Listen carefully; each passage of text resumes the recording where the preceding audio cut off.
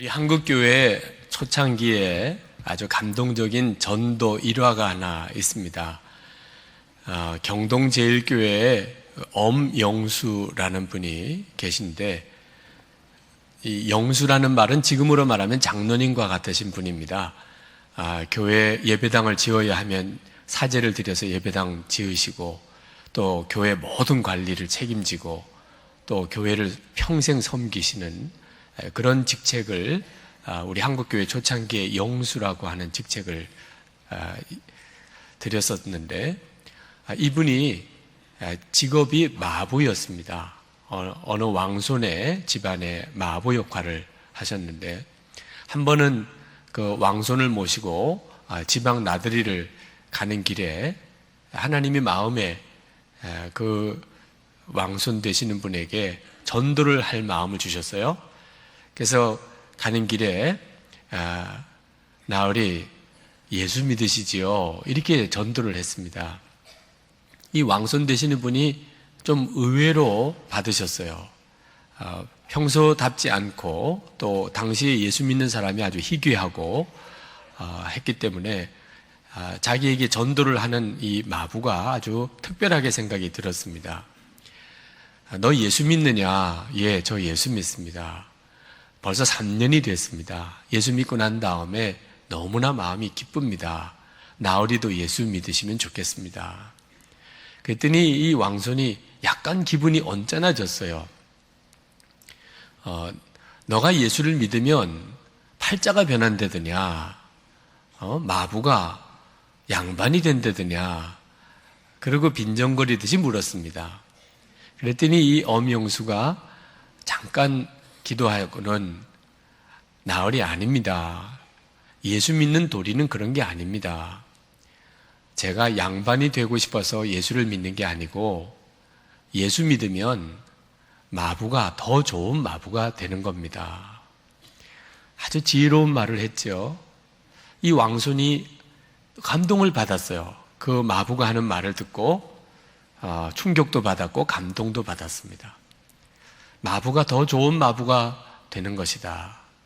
그래서 이분이 마음이 열렸어요. 도대체 예수를 믿는다는 게 뭘까? 그래서 예수 믿는 도리에 대해서 듣게 되고, 이분이 예수를 믿게 됩니다. 그리고 정말 거듭나게 돼요. 그리고는 자기에게 전도를 해준 그 마부였던 그 엄영수, 그분을 나이도 많고 하니까 그 다음에는 형님으로 호칭을 합니다. 당시로서는 정말 있을 수 없는 일입니다. 왕손인 이 사람이 마부에게 형님이라고, 우리는 주 안에서 한 형제지 않느냐고. 그러면서 이분이 나중에 목사가 되고 성동교회를 담임하게도 됩니다. 우리 한국 초대교회 유명한 전도 일화입니다. 여러분, 예수를 믿으면 그저 예수 믿는 것으로 끝나지 않습니다. 예수를 믿으면 모든 인간관계가 다 바뀌게 됩니다. 너무나 놀랍게 바뀝니다. 모든 인간관계가 거듭나요.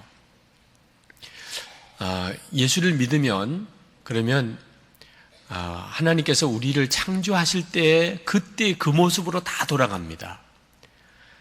하나님이 우리를 창조하실 때 그때 우리가 사람들과의 관계를 맺는 중요한 원리로 우리를 창조하셨는데, 그것이 바로 순종하고 사랑하는 겁니다.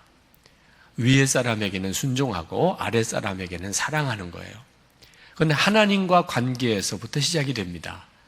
하나님이 우리를 지으시고, 그리고 사람은 하나님에게 순종하고 하나님은 인간을 사랑하세요.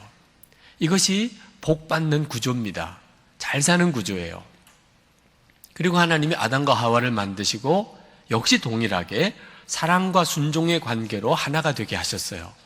아내는 남편에게 순종하고 남편은 아내를 사랑하고, 자녀를 낳고 난 다음에 자녀들은 부모에게 순종하고 부모는 자녀를 사랑하고, 그게 잘 되는 길입니다. 하나님이 정해놓으신 길이에요. 축복의 통로가 되는 길이죠.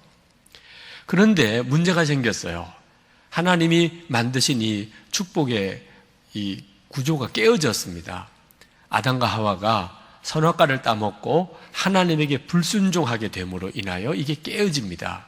그래서 아담과 하와가 하나님의 사랑을 누리지 못하고 에덴 동산에서 쫓겨나가게 됩니다. 그때부터 우리 인간 사회에 순종과 사랑의 관계가 이 거역하는 것과 불순종 그리고 이용하는 관계로 다 타락하게 됩니다. 그래서 에덴 동산의 축복을 다 잃어버리게 되죠.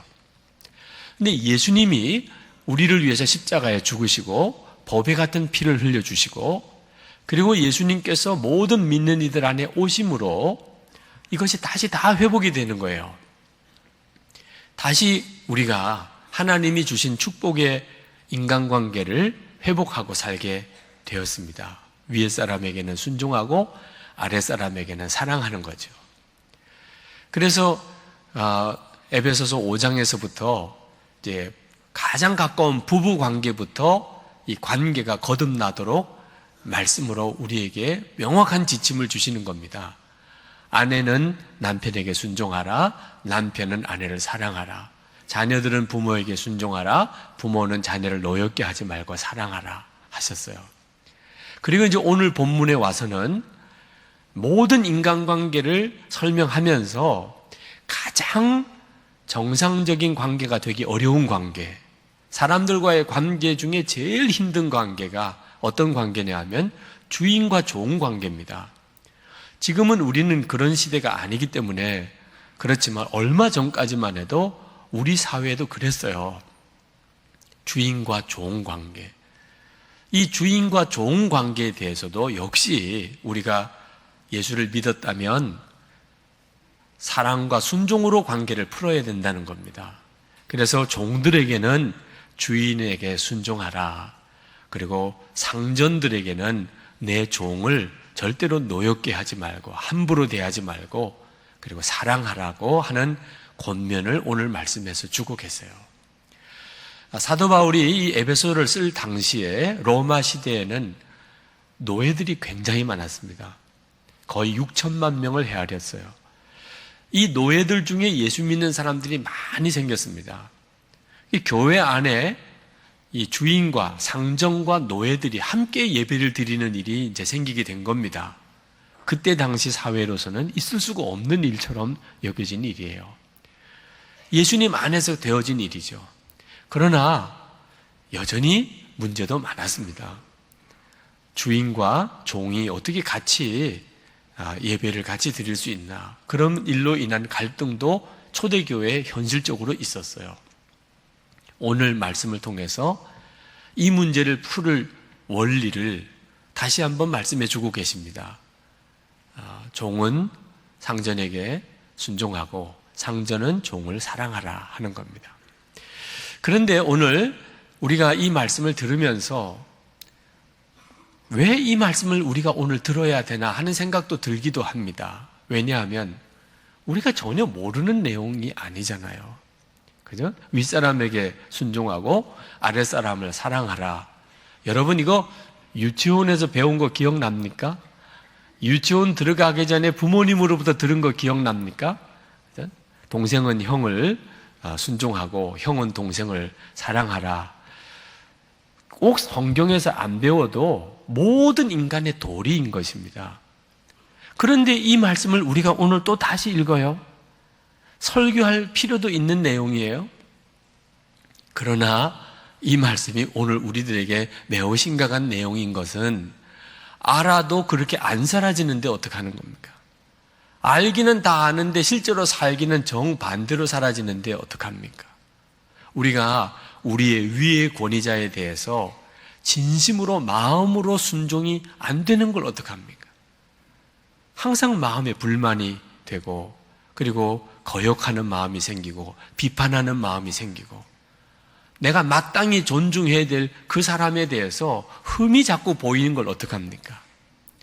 아랫사람들을 내가 교만하게 대하게 되고 무시하게 되고 오히려 내 이익을 위해서 내 아랫사람을 이용하게 되는 것을 어떻게 합니까? 몰라서 못하나요? 다 아는데도 안 되는 걸 어떡합니까? 그래서 사람들과의 관계가 다 엉망이 되는 거예요. 하나님이 우리의 삶을 축복할 수 있는 대로 안 사니까 문제인 거죠. 왜 그렇게 되었을까요? 여러분, 여기서 우리가 정말 영분별을 잘해야 합니다. 정신 똑바로 차리고 보아야 돼요. 에덴 동산에서 왜 아담과 하와가 하나님에게 불순종하게 됐나요? 마귀가 역사했잖아요.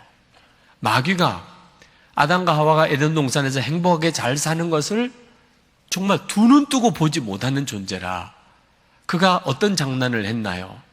하나님에게 불순종하게 했잖아요.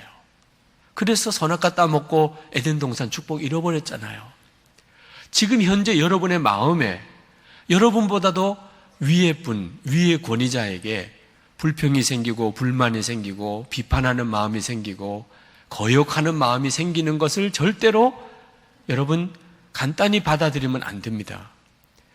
여러분보다 아랫사람에게는 자꾸 시키려고만 하고 그를 이용하려고 그러고 그 앞에서 교만해지고 난폭하게 되고 이런 마음이 어디서부터 온 건가요? 하나님의 축복의 관계를 누리지 못하게 만들려고 하는 마귀의 역사란 말입니다. 마귀가 지금 우리 안에 얼마나 무서운 일을 하고 있는지 아십니까? 윗사람에 대해서는 불순종하게 하고 아랫사람은 이용해서 내 이익을 얻게 하려고 하는, 군림하려고 하는 마음을 심어준 거예요. 어떻게 우리가 진정으로 정말 사랑과의 관계가 바로 되어져서 하나님이 주시는 축복의 삶을 살 수 있을까요? 그래서 오늘 이 말씀을 우리가 듣는 겁니다. 알아서 그대로 사라지는 게 아니란 말입니다. 우리가 타락한 본성이기 때문에 배워서 가르쳐서 될 수 있는 문제가 아니란 말입니다. 거듭나야 되는 거예요. 정말 거듭나야만 비로소 위의 사람에게는 순종하고 아랫 사람을 사랑하게 되는 겁니다. 거듭난다는 게 뭘 어떻게 하는 거죠? 예수님 믿고 모든 죄가 사함을 받으며 그리고 예수님을 마음의 주님으로 영접하게 되는 것을 거듭나는 거라고 합니다. 자, 사람이 이렇게 거듭나야 비로소 모든 인간관계가 하나님이 복을 주실 수 있는 인간관계로 다 바로잡아져요. 오늘 말씀도 여러분이 가만히 잘 읽어보시면 그저 종들에게 주인에게 순종하라고 하신 말씀이 아니라는 걸 알게 됩니다.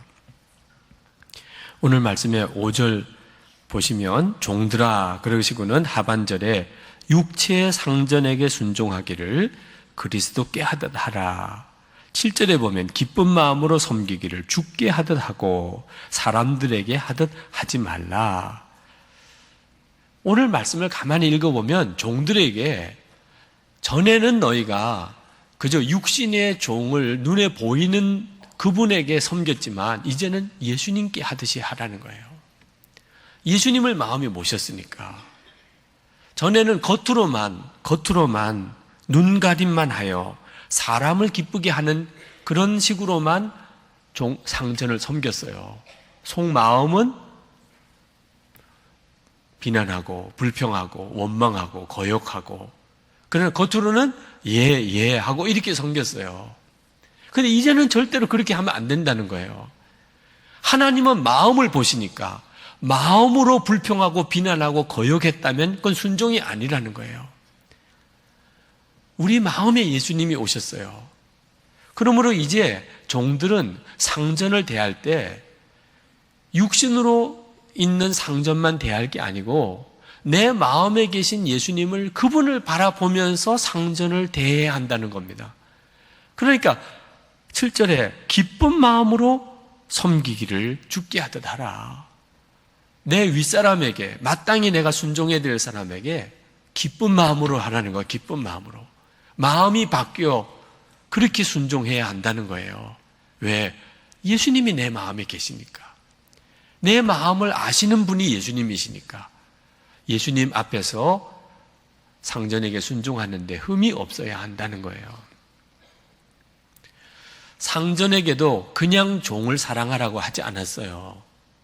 9절 말씀에 보면 상전들아 너희도 그들에게 이와 같이 하고 위협을 그치라.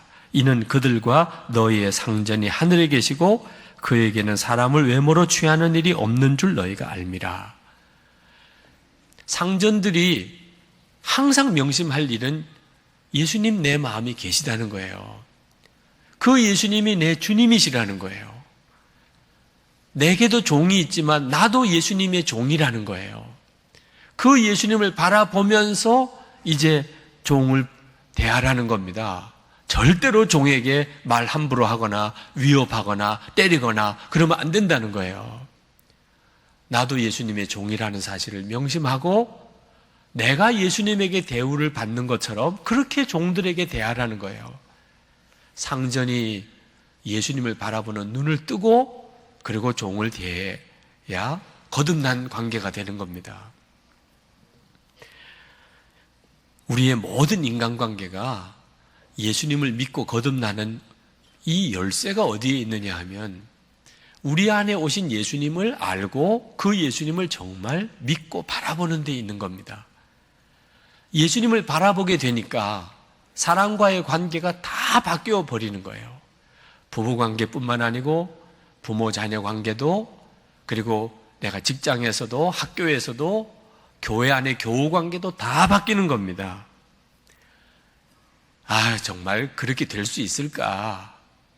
물론이에요. 성경은 그냥 말만 해놓은 게 아닙니다. 빌레몬서를 보면 이 초대교회에 실제로 오늘 사도 바울이 권한 이 말씀대로 되고 있다는 것을 우리가 알 수 있습니다. 이 빌레몬의 집에 오네시모라는 종이 있었는데 이 종이 도망을 갔습니다. 그때 당시에 주인을 집에서 도망간 종은 사로잡아서 그냥 죽여도 됐어요. 그런데 이 도망간 오네시모가 예수님의 복음을 듣고 예수를 믿었습니다. 그리고 사도 바울이 그 오네시모를 알고 빌레몬에게로 돌려보내요. 빌레몬도 예수를 믿은 사람입니다. 빌레몬서에 쭉 썼습니다. 이제 이 오네시모를 빌레몬 너가 받으라. 그런데 그냥 종으로 다시 받는 정도가 아니고 내 형제로 받으라. 기적이 일어나요. 어떻게 도망간 종이 형제가 됩니까? 그때 당시 사회에서는 이건 상상할 수도 없는 일인데 예수님 때문에 그렇게 되는 거예요. 그게 초대교회였어요. 그래서 초대교회가 강했던 거예요. 사람들이 교회 안에 들어오면 진짜 예수님을 만나는 거예요. 예수님이 살아계시지 않으면 어떻게 이런 일이 일어날 수 있을까? 그런 일들을 교회 안에서 본 거예요. 성도 여러분, 복음은요, 단순히 예수 믿고 죄사함을 받는다는 거에 그치는 거 아닙니다. 많은 성도님들이 안타깝게도 내가 예수 믿고 죄사함 받았다는 것에서 그쳐요. 여러분, 죄사함 받았다는 것을 진짜 믿는데도 인간관계가 해결이 안 된다면 그건 예수님을 아직 제대로 믿은 거 아닙니다. 나 분명히 믿어. 예수님이 십자가에서 나 위에 피 흘려 주심으로 내 모든 죄가 사함 받았대.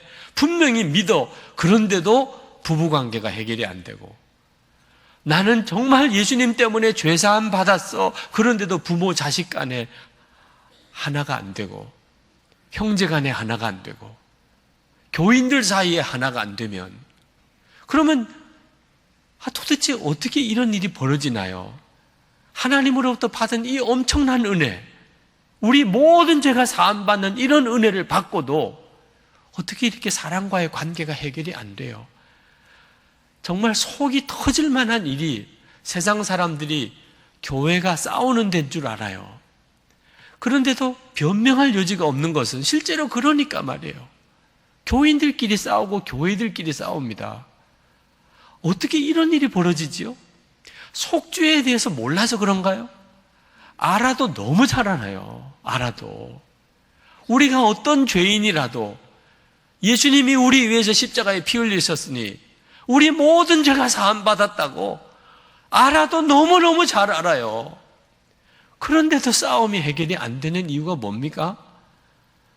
죄사함 받은 것까지만 알지 왜 죄사함을 주셨는지를 모르니까 그런 거예요. 우리가 죄사함을 받은 이유는 예수님께서 우리 안에 오셔서 우리의 생명이 되시고 우리의 주님이 되시기 위해서 그런 거예요. 예수님이 우리 안에 오시는 것까지 알아야 예수님을 진짜 믿는 거예요. 내가 죄사함 받았다는 것만 아니, 부부싸움을 하고 부모 자식 간에 싸우고 그리고 형제들끼리 싸우고 교인들끼리 싸워도 해결의 길이 없는 거예요. 그렇게 싸우고 그저 하나님 앞에 잘못했다 그러면 죄사함 받는 정도쯤으로만 아니. 그러나 여러분, 내 안에 계시는 예수님을 아는 눈이 열려보세요. 내 안에 예수님이 계시는 그것을 진짜 눈 뜨고 보게 된다면 어떻게 싸워지나요? 부부 사이에, 부모 자식 사이에, 교인들 사이에 어떻게 싸워지나요? 예수님을 바라보는 눈이 열림으로 인하여 모든 관계가 달라지는 겁니다.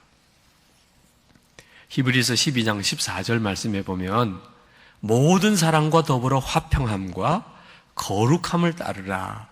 이것 없이는 아무도 주를 보지 못하리라. 우리가 나중에 죽어서 정말 천국에 가서 하나님을 뵐 수 있는 사람은 거룩한 사람, 모든 사람과 화평한 사람이어야 합니다.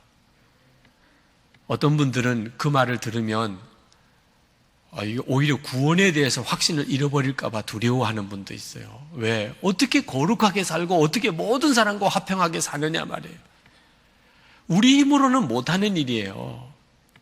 예수를 믿어도 안 되던데, 목사님. 예수 믿어도 죄 안 짓고 살고 모든 사람하고 화평할 수가 없던데요. 예수를 믿어도 죄사함 받는 것까지만 아니까 그런 거예요. 예수님이 내 마음에 계시고 오신 것을 알면, 그러면 여러분 예수님 마음에 모시고 어떻게 죄 짓고 살아요? 여러분 예수님 마음에 모시고 어떻게 싸우고 살아요? 예수님을 내 마음에 오신 그 예수님을 아는 눈이 열려야 비로소 이제는 진짜 거룩한 삶, 모든 사람과 화평한 삶을 살게 되는구나 하는 걸 알게 된단 말이에요. 고린도후서 13장 5절 말씀에 보면 너희는 믿음 안에 있는가? 너희 자신을 시험하고 너희 자신을 확증하라. 예수 그리스도께서 너희 안에 계신 줄을 너희가 스스로 알지 못하느냐? 그렇지 않으면 너희는 버림받은 자니라. 거룩하게 되고 화평한 삶을 사는 핵심이 내 안에 오신 예수님을 아는 것이에요. 그 예수님이 내 모든 삶을 다 바꿔놓는 거예요. 여러분, 정말 예수님 마음에 모시고 그 예수님이 하라고 하는 대로 이렇게 살아보면 기가 막혀요. 우리가 사는 삶이. 시험이 와도 그것이 다 감동으로 바뀌고 말이에요. 정말 행복하다. 정말 멋있다. 그렇게 살게 만들어주세요. 예수님이 그렇게 만들어주세요. 구원받은 자의 사람은요, 이 사람들과의 관계가 깨어지는 게 가장 마음이 아픕니다. 우리 안에 계신 성령님께서 가장 아파하시기 때문에요. 사랑과의 관계가 이렇게 비틀어진 것, 깨어진 것을 우리 안에 계신 성령님이 가장 아파하세요. 에베소서 4장 30절에 하나님의 성령을 근심하게 하지 말라. 그 안에서 너희가 구원의 날까지 인치심을 받았느니라. 우리 안에 계시는 성령님이 언제 근심하실까요? 우리가 깨끗하게 살지 못하고 그리고 사랑과의 관계가 깨어졌을 때예요. 여러분이 그것을 느끼시나요? 여러분, 정말 예수님을 계속 바라보셔야 됩니다. 예수님은 우리의 모든 관계를 다 바꿔놓으세요. 우리가 순종해야 될 사람에겐 순종하게 하고 사랑해야 될 이들은 사랑하게 하고, 그래서 하나님이 우리에게 복을 주시도록 그렇게 만들어 놓으십니다. 예수님 그분이세요. 순종해야 된다, 사랑해야 된다, 그래서 되는 게 아니에요. 예수님을 내가 정말 알게 되므로 순종하게 되고 사랑하게 되는 것입니다. 그동안 내 사랑과의 관계에 문제가 없었나? 반드시 마귀가 역사한 것이에요.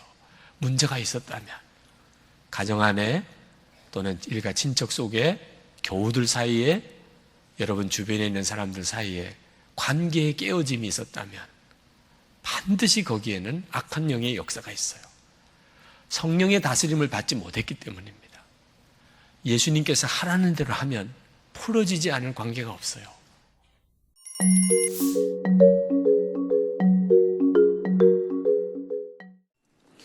모 노총 상담소 홈페이지에 이 회사를 마음껏 욕해봐 이런 제목의 게시판이 있다고 합니다. 직장 생활하다가 받았던 여러 가지 상처 또 받았던 스트레스 이런 것들을 거기다가 마음껏 풀라고 만들어 놓은 것 같습니다.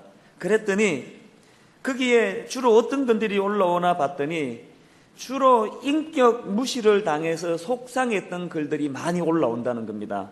예를 들면은 우리 사장은 직원을 부르는 호칭이 무조건 야이며 사람을 무시하고 홀대하기 일쑤이다. 정말 인격을 찾아볼래야 찾아볼 수 없는 상식 이하의 인간이다.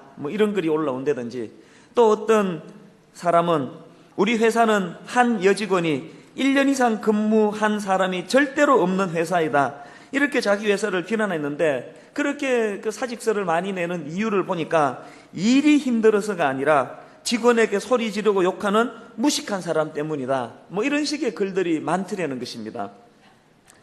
그것을 보면서 참 인간이란 일이 힘들어서 어려운 거, 그거 얼마든지 참을 수 있다는 겁니다. 그러나 인격을 무시당하는 거, 참을 수 없는 존재, 이게 바로 인간이라는 것을 새삼 느껴보게 됩니다. 이런 맥락에서 제가 오늘 본문을 가만히 들여다보고 묵상을 하는데 마음이 참 아픕니다. 왜냐하면 예수님은 이 저 같은 하찮은 인간이 받아 누렸던 이런 인격적인 대우도 못 받으셨던 분이더라고요. 여러분, 우리 예수님이 그 당시 사람들에게 어떤 대우를 받았습니까? 16절부터 보니까 이 세대를 무엇으로 비유할꼬? 비유컨대 아이들이 장터에 앉아 제 동물을 불러 가로되 우리가 너희를 향하여 피리를 불어도 너희가 춤추지 않고 우리가 애곡하여도 너희가 가슴을 치지 아니하였다 함과 같도다. 여러분, 이게 얼마나 기분 나쁜 태도입니까? 마치 애들이 소꿉놀이를 하면서 역할을 잘 나누어 가지고 그 한 아이가 열심히 피리를 불면서 다른 아이들이 거기에 호응해 주기를 바라는데 그걸 본 상대방 아이가 멀뚱멀뚱 바라보면서 자기를 무시하는 거, 이게 얼마나 기분 나쁜 일이에요. 아이들이 지금 장례식 놀이를 합니다. 그래서 지금 내가 최선을 다해서 우는 신용을 하면서 상대방 아이도 함께 가슴을 치면서 반응을 보여주기를 기다리는데 굉장히 냉소적으로 거기에 호응을 해주지 않는 거예요. 이 땅에 오신 예수 그리스도를 대했던 그 시대 사람들의 모습이 바로 이러하다는 겁니다. 제가 지난주 이 본문을 가지고 참 가만히 묵상을 하는데 금요일쯤 됐는데 마음에 울컥하는 그런 마음이 제 안에서 일어나더라고요. 그 시대 사람들 무지해서, 무식해서, 또 심령이 강팍해서 예수 그리스도를 그렇게 홀대하고 예수 그리스도의 인격을 무시했다 하는 그 모습을 보면서 그 사람들은 제가 어떻게 할 수가 없지 않습니까? 그러나 제 마음속에 어떤 결연한 의지가 생기더라고요. 그들은 내가 어떻게 할 수 없다 할지라도 오늘 분당 우리 교회에 예배하러 오신 성도님들, 우리 성도님들 가운데에서는 이런 식으로 예수님을 무시하고 냉소적으로 대하는 이건 좀 막아야 되겠다, 이런 마음이 제 마음속에서 금요일날 불끈불끈 일어나는 것을 경험했습니다. 저는 여러분들에게 정말 눈물로 호소하고 싶습니다. 여러분 예배하러 오셨지 않습니까? 우리 예수님을 여러분 그런 식으로 대하지 말아 주시기를 바랍니다. 저는 여러분 예수 믿으시기를 바라요. 예수 그리스도를 영접하고 예수 그리스도가 내 인생의 주인 되시고 그분이 오늘도 내 심령 속에서 살아 역사하시고 개입하시는 분이라는 것을 좀 경험하고 누리게 되면은 피리를 불어도 춤추지 않는 이런 멀뚱멀뚱한 태도는 이건 상상도 하기 어려운 일이에요. 오늘 이 시대를 향하여 주님이 고통하며 애곡할 때에 우리도 거기에 가슴을 치면서 우리가 어찌할꼬 이 반응할 줄 아는 그런 성도들이 모여서 드리는 예배가 돼야 된다, 이런 생각을 하는 것입니다. 자, 그렇다면요, 오늘 본문 16절에 나와 있는 이 말씀들이요, 피리를 부르도 춤추지 아니하고 애곡을 하여도 가슴을 치지 아니한다는 이 말씀은 어떤 상태에 있는 사람들을 묘사하는 이야기입니까? 어떤 상태의 사람들이 피리를 부르도 춤추지 않는 그런 사람들입니까? 한 세 가지로 제가 이 부분을 정리를 해보았는데요. 첫째로요, 고정관념에 사로잡힌 사람들입니다. 왜 피리를 부는데 춤을 추지 못합니까? 왜 애곡해도 가슴을 치지 못합니까? 반응을 보이지 못하는 이유가 마음이 다쳐서 그렇습니다. 오늘 끌려서 여기 앉아 있는 것까지는 억지로 왔지만 내가 예수 그리스도를 개인의 구세주로 만나고 영접한 적이 없는데 무슨 내가 하나님을 예배하고 경배합니까? 그러니까 그 시대 사람들이 자기들이 생각하는 메시아상은 이러이러하다라는 강한 고정관념의 잣대를 가지고 예수가 메시아가 아니다라고 그렇게 결론 짓고 나니까 메시아가 아닌데 뭐하러 반응을 보이고 호응을 하고 그렇게 하는 겁니까? 이 고정관념이라는 것이 얼마나 무서운 것입니까? 그렇게 믿음 좋던 세례 요한도 일시에 무너뜨릴 수 있는 게 이게 고정관념이라는 거예요. 오병이어의 모체가 되었던 한 아이의 도시락 아시잖아요. 생각해 보세요. 작년만 지금 5,000명이 지금 모였는데 그 중에 어른이 그 도시락 싸온 게 없어가지고 애 도시락을 그 기적의 도구로 쓰였겠냐고요. 왜 그런 일이 일어났을까요? 어른일수록 이까지 작은 도시락 해가지고 무슨 일이 일어나겠냐는 식으로 그런 강한 고정관념이 있으니까 그런 고정관념을 가지고 있는 사람들은 기적의 모체로 쓰임받기가 어렵더라는 거예요. 어린애들은 순진하니까 철이 없으니까 이것 가지고 좋은 일에 쓰겠다니까 선뜻 내놓는 거예요. 구약의 문둥병으로 죽어가던 나만 장군 아시잖아요. 그 나병에 걸려 죽어가는데 엘리사라는 선지자를 찾아가서 처방을 받는데 열왕기하 5장 10절에서 이런 처방을 줍니다. 엘리사가 사자를 저에게 보내어 가로되 너는 가서 요단강에 몸을 7번 씻으라 내 살이 여전하여 깨끗하리라. 그랬더니 나아만이 격분합니다. 11절에 보니까 나아만이 노하여 물러가며 가로되 내 생각에는 저가 내게로 나와서서 그 하나님 여호와의 이름을 부르고 당처 위에 손을 흔들어 문둥병을 고칠까 하였도다. 그가 왜 화가 났습니까? 자기가 가지고 있는 고정관념으로 제 보기에 이 사람 태도가 이해가 안 된다는 거예요. 이런 고정관념이 강한 사람일수록 피리를 부르도 춤을 추지를 않습니다. 이런 고정관념이 강한 사람일수록 고집불통이에요. 얼마나 자기 생각이 강한지. 구약의 요나를 보면은 이방인은 구원받을 수 없다라는 강한 그 고정관념, 자기가 가지고 있는 생각을 가지고 그것 때문에 하나님께 막 화를 냅니다. 왜 니느웨 성 사람들을 용서했냐는 겁니다. 여러분, 이런 어이없는 일들이 오늘날에도 얼마나 많이 일어납니까? 하나님을 자기 생각의 틀에 딱 가둬놓고는 그 틀을 벗어나면은 하나님을 향하여 삿대질을 해대는 이 현대인들의 모습이 바로 이 요나와 같은 모습 아닙니까? 이런 인간들을 향하여 이사야 43장 19절에서 하나님이 이렇게 말씀하십니다. 너희는 이전 일을 기억하지 말며 옛적 일을 생각하지 말라. 무슨 뜻이에요? 과거에 니들이 경험한 거, 과거에 니들이 경험해서 기억하고 붙잡고 있는 거 그거 다 내려놓으라는 거예요. 왜 내려놓아야 됩니까? 보라, 내가 새 일을 행하리니 과거의 경험에 매이지 말라는 거예요. 그 다음에 보니까 이제 나타낼 것이라 너희가 그것을 알지 못하겠느냐. 정령이 내가 광야의 길과 사막의 강을 내리니. 알량한 자기 경험 세계에 갇혀가지고 광야에서는 길이 안 난다는 거예요. 어떻게 사막에 강이 날 수가 있겠냐는 거예요. 이런 식으로 하나님의 사역을 제한시키면서 한 걸음도 변화가 일어나지 않는 걸 당연한 것처럼 생각하는 어리석은 인생들이 얼마나 많은지 모르겠습니다. 저는 여러분들이 창의적이고 창조적인 마인드로 하나님이 여러분을 변화시키기를 원하신다는 걸 믿으시기를 바랍니다. 오늘도 우리의 강한 기억, 오늘도 우리가 가지고 있는 강한 고정관념 내려놓고 하나님 일하시면 내가 경험해보지 못한 세계, 도무지 내 머리로 이해가 되지 않는 이런 일들도 펼쳐질 수 있다는 사실을 믿고 받아들이고 시인하시기를 바랍니다. 왜 그래야 하면 됩니까? 여러분이 고정관념에 매여가지고 그런 일을 하나도 못 경험하고 살아갈 때 이 찬수 목사를 위해서 수많은 사람들이 도저히 하나님 없이는 설명할 수 없는 일들이 일어나고 있기 때문에 그렇습니다.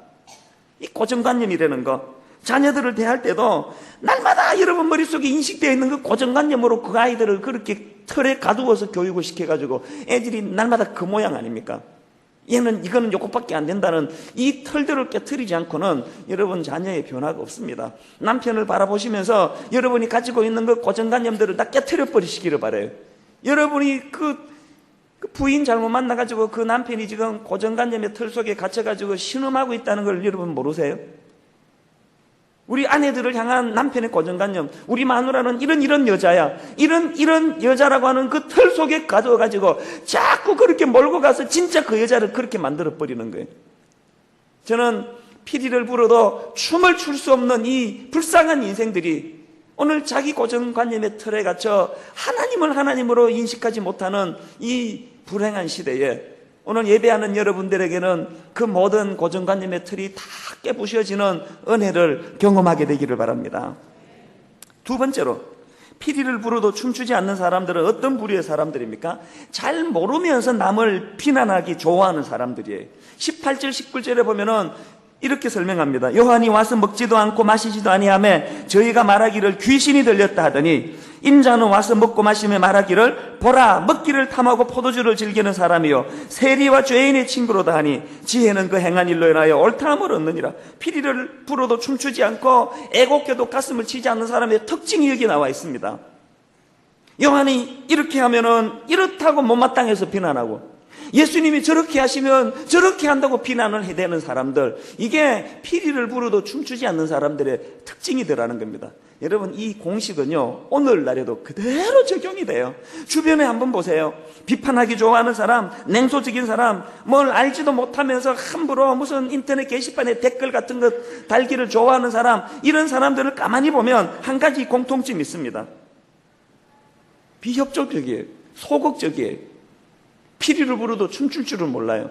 그런 사람들이 뭘 알지도 못하면서 날마다 비판이 나오고 있는 거예요. 불행한 것은 이런 부류의 사람들이 교회 안에 왜 많은지 저는 이해가 되지 않습니다. 교회가 뭐 하자고 그러면 특색 뭐 쓸데없는 거 하고 이제 잠이나 자지, 이 도무지 피리를 부르도 춤추지 않는 사람이 너무 많아요. 알지도 못하면서 비난을 일삼는 사람들이 교회 안에 얼마나 많은지 아세요? 제가 오늘 그 본문에 등장하는 그 비난하고 비판하기 좋아하는 이 사람들의 모습을 보면서 참 우리 예수님과 너무 대조적이다, 그런 생각을 해보았습니다. 왜 우리 예수님은 이렇게 잘 알지도 못하면서 함부로 비판하고 비난하는 이 사람들과 다른 모습을 보여주셨을까요? 여러분, 예수님께서 어떻게 그렇게 뒷말이 없으시고 험담하지 않으셨나, 그럴 수 있나를 봤더니 두 가지 이유가 있으셨더라고요. 첫째로요, 예수님은요 그 사람의 좋은 점만 보시는 분이기 때문에 그렇더라고요. 비록 요한이 실수를 저지르고 그에게 약점을 노출했다 하더라도 여전히 예수님은 그 요한의 약점에 마음이 가 계시는 분이 아니더라는 거예요. 우리 예수님의 12제자 공부할 때 배우셨지 않습니까? 그 연약한 제자들의 약점을 보지 아니하시고 강점을 보시는 예수님, 강점으로 일하시는 예수님. 오늘 우리의 심령이 자꾸 그 상대방의 약한 데다가 몰두되어 있기 때문에 자꾸 비판하고 비난하게 된다면, 저는 오늘 여러분이 이 예수님의 성품을 담기를 바랍니다. 여러분들이요 비난하고 욕하는 그 사람도요 사실은 장점이 많은 사람이에요. 객관적으로 냉정하게 들여다볼 때 좋은 점이 많은 사람이에요. 워낙 우리가 그 사람의 약점 한두 가지에 몰두하기 때문에 그 장점을 장점으로 인정하지 못하기 때문에 그렇습니다. 저는 자녀 교육도 마찬가지라고 생각합니다. 여러분 아이가 좀 연약한 점이 있다 할지라도 자꾸 지적하고 비난하고 그러지 말고 그 아이 속에 있는 강점을 자꾸 일깨워주면은 그 아이가 강점으로 일하게 되는 그런 하나님의 사람이 될 줄로 믿습니다. 두 번째로, 왜 인간들은 그렇게 뒷말이 많은데 예수님은 그런 게 없었나 봤더니 인간에 대한 긍휼함을 가지고 계셨기 때문이더라고요. 비록 세례요한이 잘못을 저질렀지만 예수님이 그것을 정죄하고 비난하고 네가 도대체 어떻게 그런 몰지각한 일을 하느냐고 판단하지 아니하시고 참 인생의 그 연약함을 이해해 주시더라는 겁니다. 제가 참 좋아하는 시편 103편 13절 14절이요. 아비가 자식을 불쌍히 여긴같이 여호와께서 자기를 경외하는 자를 불쌍히 여기시나니 이는 저가 우리의 체질을 아시며 우리가 진토임을 기억하심이로다. 저는 이 구절을 읽는데 마음이 뭉클한 게, 여기 보니까 자기를 경외하는 자, 무슨 뜻이에요? 신앙적으로 성숙한 자예요. 적어도 하나님을 찬양하는 자예요. 그런 성숙한 사람도 실수할 수 있다는 거예요. 세례요한 같은 대단한 사람도 무너질 수 있다는 거예요. 누구나 다 그럴 수 있어요. 진토와 같이 약한, 깨지기 쉬운 체질을 가진 게 이게 인생이라는 이런 마음을 가지면 그 상대방의 연약함을 그런 식으로 매도하고 비난하는 일은 아마 줄어들지 않을까, 제가 그런 생각을 해보았습니다. 제가 저 자신을 가만히 보니까요, 제가 이 성령이 충만해질 때 저에게 나타나는 어떤 양상이 있더라고요. 어떤 분들은 보니까 성령 충만하면은 뭐 방언이 터진다 그러고, 어떤 분들은 성령 충만하면 꿈을 많이 꾼다 그러고 환상을 본다 그러는데, 저는 별로 그런 거 보지를 않아요. 구하지를 않으니까 안 주시는 것 같아요. 저는 그 대신에 성령 충만하면요, 제 안에서 발견되어지는 두 가지 변화가 있더라고요. 최근에 제가 그것을 발견했습니다.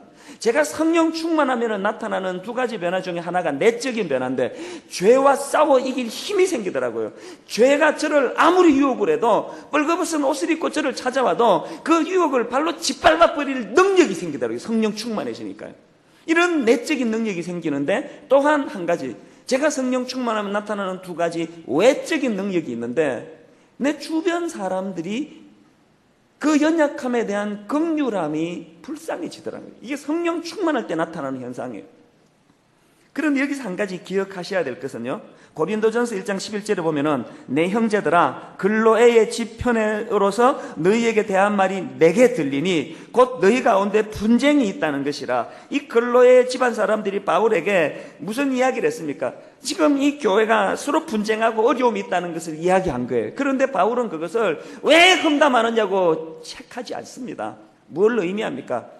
교회의 건강을 위하여, 교회가 연약함을 보일 때 건강한 지적과 비판하는 거, 이걸 허용하더라는 것입니다. 저는 분당 우리 교회가 이런 건강한 비판이 허용되는 교회이기를 바랍니다. 마지막 세 번째로, 피리를 부르도 춤추지 않는 사람들 어떤 사람들입니까? 회개하지 않는 사람들입니다. 21절에 보니까 화가 있을진저 고라시나 화가 있을진저 벳세다야 너희에게서 행한 모든 권능을 두로와 시돈에서 행하였다면 저희가 벌써 베옷을 입고 제에 앉아 회개하였으리라. 예수님이 많은 도시를 다니며 복음을 전하고 기적을 베풀었지만 그 중에서 고라신, 벳세다, 가버나움 이런 곳에서 많은 이적을 베풀었다는 거예요. 더군다나 이 가버나움에서는 3년 공생의 가운데 거의 2년 반을 거기서 보내실 정도로 많은 시간을 보냈고 많은 이적을 행했습니다. 안 변화되는 거예요. 뭘 우리가 느낄 수 있습니까? 기적 많이 경험한다고 변화되는 게 아니더라는 거예요. 날마다 기도원 찾아다니고 소나무 뽑을 뿌리를 뽑으며 기도했다고 떠드는 사람들 가운데 인격적으로 미숙한 사람이 얼마나 많습니까? 저는 여러분들이 성령 충만해가지고 무슨 희한한 꿈꾸는 거 자랑하지 말고, 성령 충만해가지고 무슨 방언 터졌던 거 터졌다는 걸 자랑하지 말고, 저는 여러분들이 예수님 인격 닮은 것이 성령 충만의 가장 중요한 항목이라는 것을 인식하게 되시기를 바랍니다. 들어보니까 도시 인구의 80% 가까이가 안구 건조증에 걸렸답니다. 이게 뭐 정확한 통계인지는 모르겠지만 이 세상이 삭막하고 막 건조하고 이러니까 안구 건조증이 이렇게 많은 거예요. 이 눈물이라는 것은 눈을 보호하는 윤활유 역할을 한답니다. 눈물이라는 것은 그리고 무서운 세균을 살균하는 작용을 한답니다. 그런데 눈물이 나지 않는다는 것은 얼마나 슬픈 일이겠습니까? 저는 우리 교회 성도님들 영적으로 눈물을 회복하는 은혜가 있기를 바랍니다. 영적으로 눈물을 회복하면 영적으로 눈을 보호하는 윤활유 역할을 합니다. 영적으로 눈물을 회복하면은 이 무서운 우리 영혼을 잠식하는 어두운 영적 세균을 말살시키는 능력이 거기서 나오더라는 것입니다. 눈물을 회복하셔야 돼요.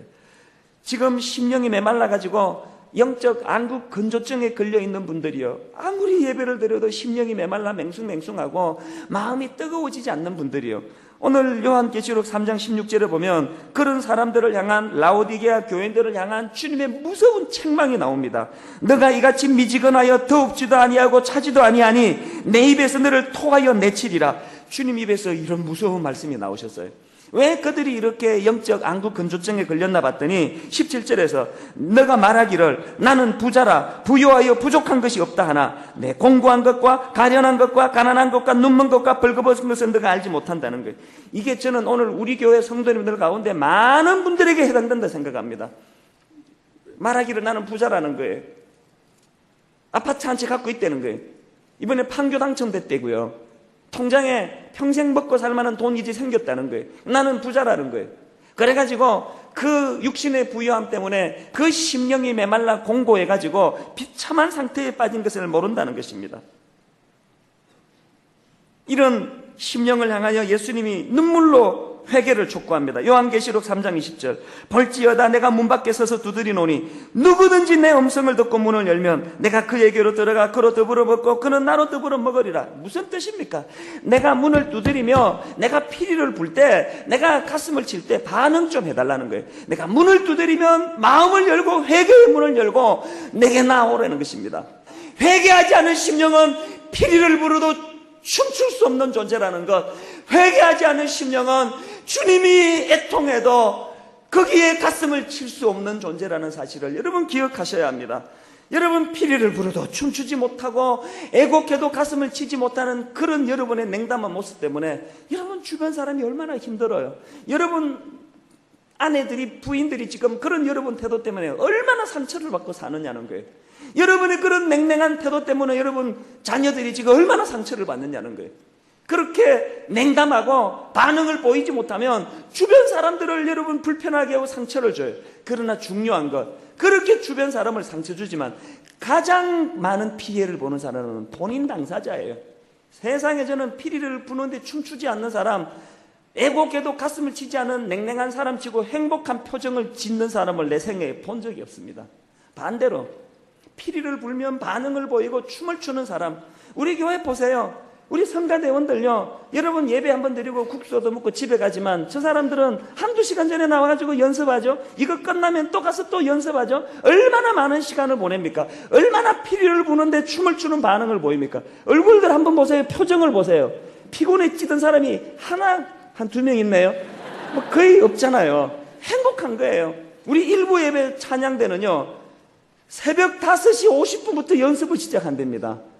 세상에 여러분, 이게 무슨 돈 나오는 일이라고 새벽에 이게 한두 번도 아니고 1년 12단씩 그렇게 하고 계시는데, 일부 예배 한번 와서 찬양대원들 표정을 한번 보시기 바래요.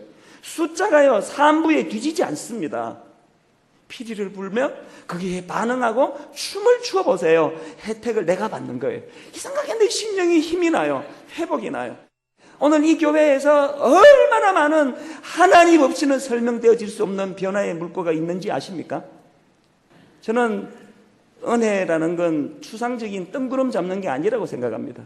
이런 실제적인 삶의 변화, 행복이란 거 정말 이런 작은 데서 하나님 주시는 가운데 얻게 되는 것이라는 걸 깨달으며 그 기쁨을 누리게 되시기를 바랍니다. 천국은 침노하는 자가 빼앗는다. 예수님 그렇게 말씀하십니다. 여러분, 빼앗는 자처럼 적극적이고 능동적이고 힘써 은혜를 구해서 이제 피리를 부시면 춤을 추시는, 애곡하시면 가슴을 치며 거기에 반응을 보이시는 복된 여러분 되시기를 주님 이름으로 축원합니다.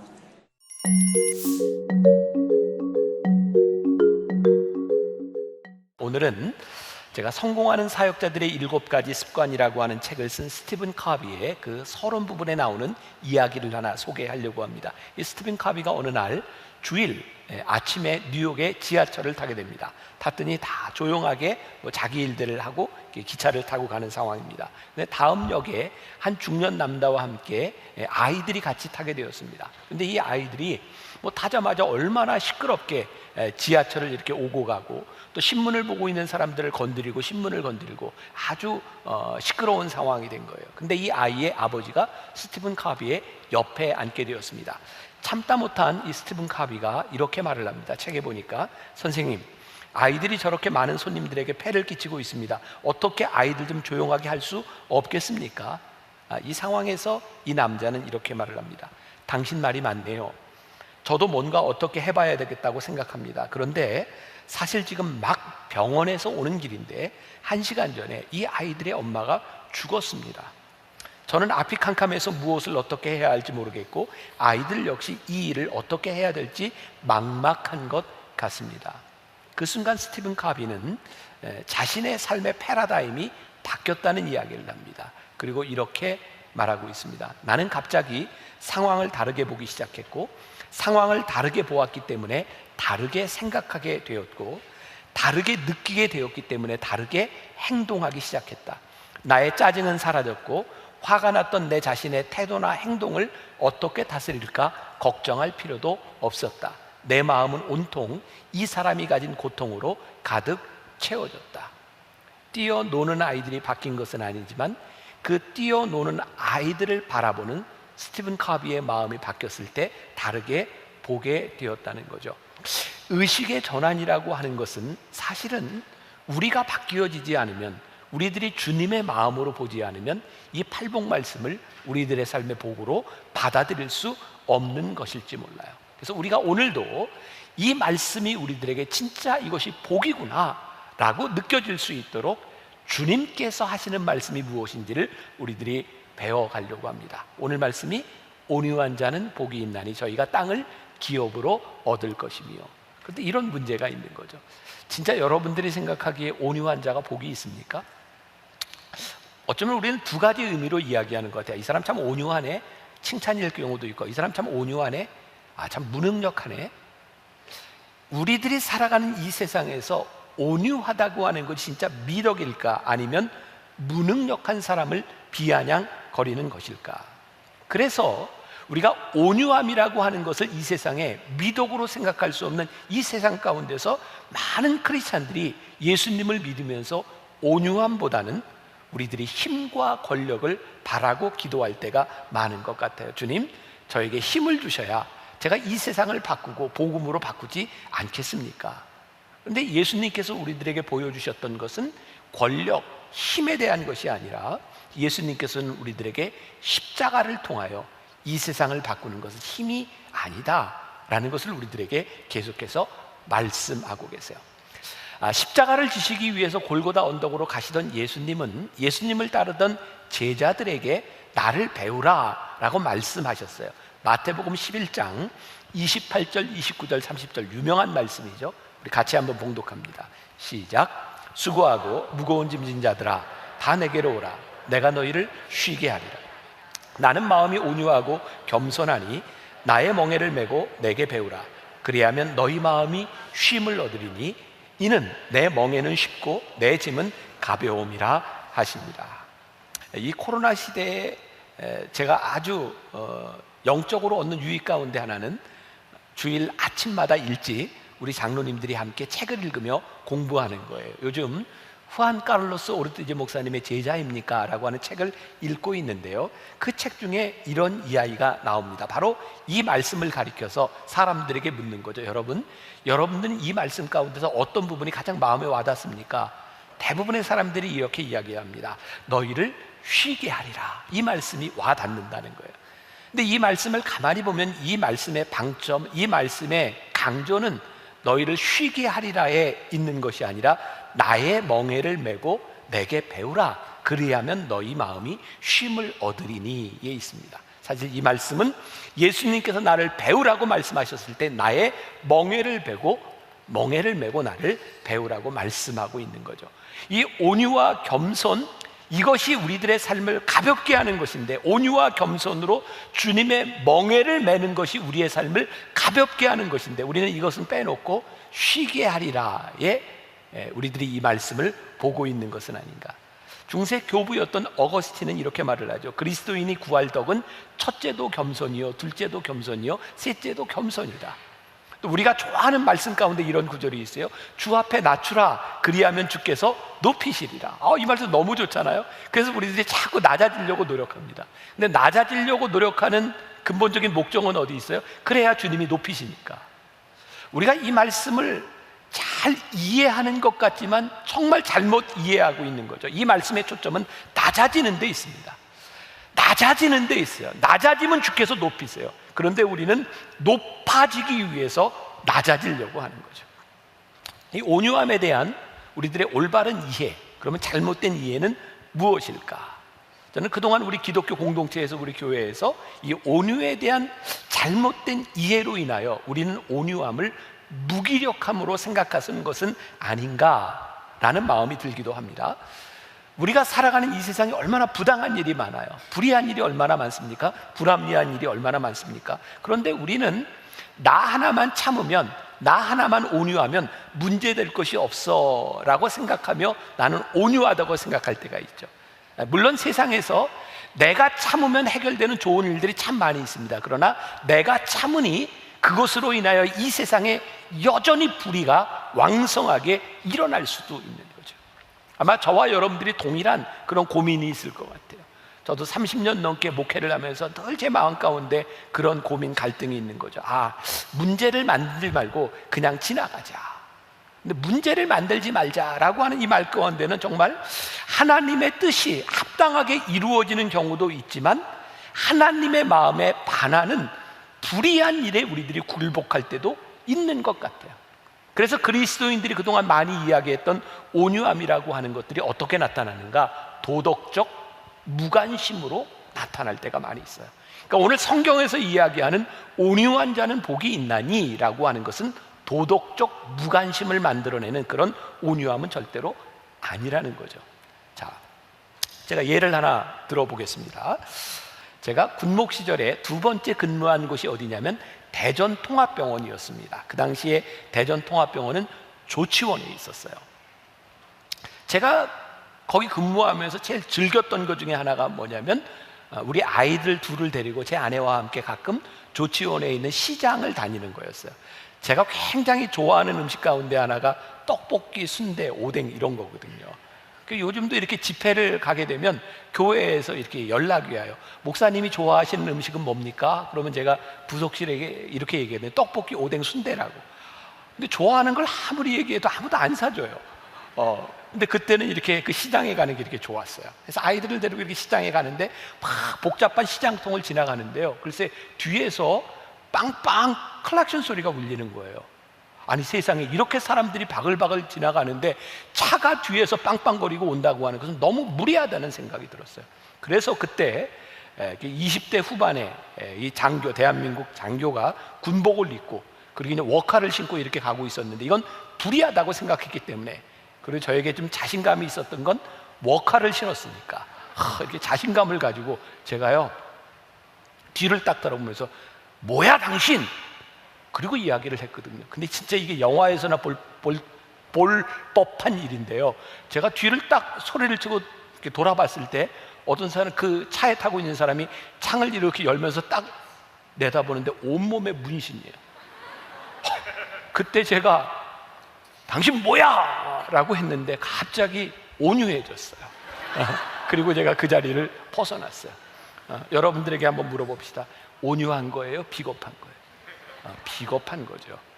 그런데 우리는 이런 비겁함을 때때로 우리들이 온유함이라고 생각할 때가 많이 있어요. 요즘 저희들이 드린 이 예배, 만나교회, 그리고 제가 어느 정도 이 교계에 영향력 있는 사람이 되었습니다.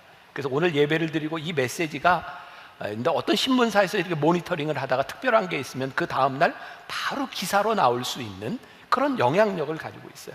그런데요, 제가 설교를 하다가 참 비겁할 때가 많이 있습니다. 이 이야기를 했을 때 옳고 그름에 대한 문제가 아니라 이 이야기가 만들어낼 파장은 무엇인가, 그게 저로 하여금 말을 많이 못하게 할 때도 있어요. 제가 분당에 살면서, 만나교회 목사로 살면서 저는 가끔 이런 이야기를 합니다. 나 분당에서 돈 없이도 살아. 왜냐하면 어디를 가든 먹을 거 입을 거 우리 교인들이 다 있어요. 제가 가서 뭐 얻어먹고 이러겠다고 하는 게 아니라 어디를 가도 교인들이 저를 환영해 줄 만큼 저는 그렇게 살 수 있죠. 그런데요, 이렇게 살아가면서 저에게도 동일하게 여러분들이 느끼는 것처럼 불의한 일들에 대하여 화가 날 때가 있습니다. 근데 제가 화를 잘 내지 못합니다. 이것이 옳고 그름에 대한 문제뿐만 아니라 내가 화를 냈을 때 내 화내는 모습을 바라보며 사람들이 나에게 어떤 평가를 할까, 그리고 그것에 대하여 뭐 구구절절 설명하고 이러는 것들이 귀찮고 힘이 듭니다. 그래서 화를 내지 못합니다. 이렇게 화를 내지 못하는 내 모습이 온유하냐? 어쩌면 귀찮은 것들을 피해가는 내 모습은 아닐까? 이런 고민이 저에게만 있을까요? 하나님을 믿는 교회를 다니는 우리들에게 이 문제는 굉장히 어려운 고민거리 중에 하나입니다. 특별히 이번 말씀을 준비할 때 저는 존 메가더 목사님의 팔복이라고 하는 책을 제가 많이 참고했는데 거기에 온유라고 하는 것에 대해서 이렇게 이야기를 하더라고요. 온유함은 온화함과 부드러움과 억제된 성품일 뿐 연약함은 아니다. 온유함은 제어된 힘이다. 온유함은 무기력을 의미하지 않는다. 마음을 다스리는 것이 온유함이다. 온유함은 이렇게 말한다. 나 스스로는 모든 것이 불가능합니다. 그러나 하나님으로서는 모든 것이 가능합니다. 온유함은 또 이렇게 말합니다. 나를 위해서는 아무것도 변화하지 않습니다. 그러나 하나님을 위해서는 내 생명을 바치겠습니다. 온유함은 단순히 내 본성에 굴복하는 그것이 아니라 내 본성을 억제하고 그것을 다스릴 때 나오는 것, 그것이 온유함입니다. 내 본성에 굴복하는 것은 약함이고 그것을 극복하는 것이 온유함입니다. 그러므로 진정한 온유함은 자기를 부인함으로 인하여 나오는 것이 온유함입니다. 오늘 이 온유함에 대한 말씀, 여기 보니까 정말 몇십 년 신앙생활 하신 분들도 있고, 그리고 설교 시간에 팔복 말씀뿐만 아니라 온유함에 대한 말을 얼마나 많이 들었습니까? 그러니까 오늘 제가 여러분들과 나누려고 하는 이 말씀은 지식에 대한 것이 아니에요. 여러분들이 지식이 없기 때문이 아니고 지식의 오류에 대한 문제가 아니라 우리들이 온유함에 대한 말을 그렇게 많이 들으면서 이 온유함을 우리들이 살아가고 있지 못하는 거죠. 하나님께서 우리들에게 말씀하시는 이 온유함이 하나님 나라의 다스림을 가능케 하는 그 일들인데 우리들이 그렇게 살아가지 못하는 것 때문에 우리들이 같이 고민하고 아파하고 이 말씀을 같이 우리들이 묵상해야 되는 이유이죠. 제가 첫날 이 시리즈를 시작하면서 여러분들에게 했던 말이 있습니다. 팔복 말씀은 혁명이 아니라 개혁입니다. 기억나십니까? 혁명과 개혁의 차이는 무엇인가요? 혁명은 다른 사람을 바꾸려고 피를 흘리는 것이 혁명이고, 개혁은 내가 바뀌어지는 것이다. 오늘 이 온유함은 다른 사람들의 문제에 있는 것이 아니라 하나님 앞에서 내가 어떻게 바뀌어지느냐를 통하여 우리들에게 와지는 것이에요. 존 메가더 목사님이 아주 또 인상적인 이야기를 했습니다. 온유함에 대하여, 온유함은 거룩한 하나님께 대한 반응이다, 이렇게 말을 하고 있어요. 제가 이제 원어를 여러분들에게 설명하고, 제가 원어를 공부하지는 않았으니까 여기 온유함이라고 하는 말이 애통함, 심령의 가난함과 같은 어근에서 이야기를 하고 있다 그래요. 상한 심령은 나의 죄에 대하여 초점을 맞춘다면 온유함은 하나님의 거룩함에 초점을 맞춘다는 거예요. 조금 더 설명할게요. 심령이 가난하다고 하는 것은 내가 죄인이기 때문에 내 마음속에서 애통하는 거죠. 그런데 온유한 것은 내 속의 죄에 대한 문제가 아니라 하나님의 거룩하심 앞에서 서게 될 때 나에게 와지는 것이 온유함입니다. 하나님의 거룩하심 앞에 섰을 때 이 거룩하심 앞에서 나에게 나오는, 다른 말로 하면 길들여지는 성품이 무엇인가? 여러분들 중에 욕망에 길들여진 사람이 있어요? 중독에 길들여진 사람이 있어요? 그 행동이 나옵니다. 온유함은 하나님의 거룩하심 앞에 내가 섰을 때 그 거룩하심 앞에서 나에게 나오는 행동이 온유합니다. 이 말씀 준비하던 이 시리즈 기간에, 제가 준비하던 기간에 우리 교회 묵상팀이 제가 설교 원고를 읽고 몇 가지 묵상글들을 보내주셨어요. 근데 그 중에 그게 여러분들의 이야기일 것 같다라는 글이 있는데 읽어드릴까요 말까요? 그렇게 원하시는 것 같진 않아요. 읽어드릴까요 말까요? 네, 읽어드릴게요. 자, 그냥 여러분들의 이야기로 알고 한번 이렇게 들어보세요. 내가 몇 년 전 새벽 기도를 다닐 때의 일이었다. 새벽 기도를 마치고 집에 가는 길에 집에 식빵이 필요하다는 것이 생각나서 동네 일찍 문을 연 빵집에 들려 식빵을 사려고 했다. 그런데 그 빵집에 혼자 있던 직원이 아직 계산하는 사람이 안 나와 빵을 팔 수 없다는 것이다.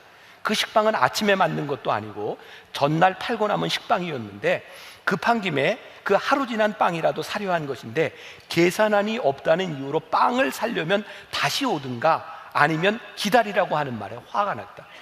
직원이 출근하는 시간을 맞추려면 2시간 가까이 기다려야 했다. 아니 고작 3,000원밖에 하지 않는 식빵 하나 사는 건데, 그것도 현금을 주고 오겠다는데 같은 직원이면서 기다렸다가 그 돈을 계산하는 직원에게 전해주는 것이 무엇이 어렵다고 이렇게 고객을 힘들게 하지 하는 생각에 직원에게 호통을 쳤다. 하루 지난 식빵을 급하게 사겠다는데 같은 직원이면서 식빵값 3,000원을 전해주지 못하겠다는 것은 고객을 그 시간까지 기다리게 하는 아주 나쁜 횡포예요. 그냥 두고 볼 수 없으니 사장에게 일러 바로 잡아야겠어요. 이름이 어떻게 되죠? 하면서 화를 마구 냈다. 직원이 끝까지 의견을 굽히지 않았고 나는 씩씩거리며 집에 갔다가 9시가 넘어 다시 빵집에 가서 사장을 만나 자초지종을 이야기하기 시작했다. 빵집 사장은 다 이야기를 공손히 듣고선 얼마나 마음이 상했냐면서 아침 일찍부터 찾아오신 고객에게 응대가 분명히 잘못되었다는 것을 아르바이트생에게 일러주었고 하니 마음을 풀라고 하는 것이 아닌가. 뭔가 얼떨떨한 기분이 들던 중에 빵집 사장은 아침에 갓 구운 빵이라면서 서비스로 얹어주고 앞으로 그런 일이 없을 것이고 손님을 기억하니 앞으로 더 잘 챙겨드리겠다고 연신 고개를 숙이며 말하는 것이다. 그렇게 빵집 사장에게 인사를 받으며 빵을 들고 나오는데 기분이 묘했다. 분명히 옳은 일이라고 당당히 따지려고 했는데 이미 알고 있던 사장이 자신의 그 긴 불평을 다 들어주고 낮은 자세로 직원의 실수라면서 빵까지 챙겨주니 딱히 할 말이 없었던 것이다. 그때 빵집 사장의 목에 걸린 십자가가 기억이 났다. 그래, 십자가는 저렇게 행동하는 사람에게 있을 때 더 빛이 나는 거야. 그런데 나는 새벽에 가서 무엇을 기도하고 왔지? 하는 생각에 많이 부끄러웠다. 이게 특별한 얘기인가요? 아니, 우리들이 생활에서 얼마든지 부딪힐 수 있는 우리들의 삶의 이야기고, 이 일에 화가 난다고 잘못된 일이 있는가? 아니요, 우리는 이런 일에 충분히 화낼 수 있다고 생각합니다. 그런데요, 충분히 화낼 수 있는 이 일이, 나의 감정에 대한 일들이 하나님의 거룩하심 앞에서 비추어졌을 때 이 행동이 어떻게 되는가? 이 얘기를 들으니 예수 믿는 게 너무 힘든 거예요. 오늘 아침에도 우리 장로님들과 함께 책을 읽고 공부를 하는데 어떤 장로님이 그런 얘기를 했어요. 그 책에 나오는 이야기들 하나도 틀린 게 없고 너무너무 쉬운 이야기인데 이 쉬운 이야기대로 살려고 하니 너무 힘이 듭니다. 여러분, 예수 믿는 거 참 힘듭니다. 우리가 말씀대로 살아가는 것이 결코 쉽지 않습니다. 하나님의 말씀대로 살아가는 것이 나에게 복이구나, 말씀대로 살아가는 것이 나에게 축복이구나, 이 믿음이 없다면 우리가 하나님의 말씀대로 살아가는 것이 너무 어렵고 힘든 것으로 끝날 수밖에 없는 거예요. 온유한 자는 복이 있나니 저희가 땅을 기업으로 얻을 것이며, 이 온유함이 우리들에게 진짜 복으로 느껴지지 않는다면 말씀대로 사는 건 쉽지 않은 일이에요. 다시 마태복음 11장으로 넘어가서 수고하고 무거운 짐진 자들 29절 말씀 보니까 나는 마음이 온유하고 겸손하니 나의 멍에를 메고 나를 배우라. 예수님이 배우라 그러셨어요. 나의 멍에를 메고 나를 배우라. 그런데 이때 예수님이 보여주셨던 많은 행동들 가운데서 우리들이 배워야 될 예수님의 모습들 가운데 예수님의 온유함이 어떤 것이었는가? 우리 지난번 시리즈의 아프니까 복음이다 기억나세요? 우리가 7화, 예수님이 7번 화 있을진저 말씀하셔서 사두개인들과 바리새인들과 서기관들을 향하여 화 있을진저, 이 독사의 자식들아. 예수님 말이 너무 험해. 그 예수님의 모습을 보면서 예수님 그 배우라고 하셨던 온유와 겸손의 모습 가운데 그 험한 예수님의 말이 들어있는 거죠. 마가복음 10장 14절에 보면 예수님은 제자들을 꾸짖으시며 이렇게 말씀하십니다. 예수께서 보시고 노하시어 이르시되 어린아이들이 내게 오는 것을 용납하고 금하지 말라. 하나님의 나라가 이런 자의 것이니라. 예수님이 노하셔서 제자들을 꾸짖으셨다는 거예요. 근데 예수님이 노하시고 꾸짖으시고 화 있을진저라고 말씀하셨던 그 예수님의 노하심 가운데서 예수님은 참 많은 손해를 봅니다. 예수님이 노하셨던 이유 가운데 하나는 하나님의 거룩하심 앞에서 그것이 잘못되었기 때문에 예수님은 지적하셨고, 그것으로 인하여 그때부터 사두개인들과 바리새인들과 서기관들이 예수님을 죽이려고 모의합니다. 아이들이 내게 오는 것을 금하지 말라고 노하시며 제자들에게 꾸짖으심으로 인하여 예수님은 힘든 일을 겪으셔야 됐어요. 왜? 좀 쉬어야 되는데 쉬지 못합니다. 아이들을 돌봐야 되는 거예요. 그러니까 예수님이 행하셨던 이 일들 가운데 무엇이 있는가? 하나님의 거룩하심이 있는 거예요. 진정한 교회의 영성, 교회가 살아있는 것은 뭐냐면 하나님의 마음으로 인하여 우리들이 무엇을 하고 있는가. 그러니까 교회는요, 진정한 교회는 특별한 권력과 돈에 있는 것이 아니라, 돈과 권력의 특별 대우를 받아야 되는 것이 아니라 관심이 필요한 사람들과 하나님의 마음이 있는 곳에 우리의 관심이 가야 되는 것이 교회인 것이죠. 그런데 여러분들 착각하지 마십시오. 우리 주님은 힘들고 아프고 어리고 고아와 과부들만을 돌보신 것이 아니라 돈 많은 자를 돌보셨어요. 돈 많은 자들 기뻐하세요. 삭개오를 향해서 예수님께서 삭개오야 내려와라. 오늘 내가 내 집에 유하여야 되겠다. 예수님의 관심은 돈이 아니셨어요. 돈을 가지고 있으나 그의 삶의 궁핍함을 보셨죠. 니고데모, 그 당시에 권력과 돈을 가지고 있었던 니고데모에게 거듭남에 대해서 말씀하셨고, 그리고 부자 청년 관원에게 내 것을 다 팔고 나에게 오라. 그리고 모든 부자들에게도 예수님은 동일한 관심을 가지고 계셨어요. 어제 새벽 제가 이 말씀 원고를 이렇게 쭉 보는 중에 제 속에 그런 고백이 있었어요. 하나님, 진짜 복음이 답이고 하나님의 말씀이 답입니다. 그럼 지금 우리 나라가 늘 그랬던 것 같아요. 정권이 바뀌고 안 바뀌고 이게 뭐 진보고 보수고 이런 것을 떠나서 우리는 참 많은 갈등과 미워함을 우리들이 가지고 있었던 것 같아요. 지금도 동일한 현상들이 나타나는 거예요. 이번에는 어떤 문제가 불거졌어요?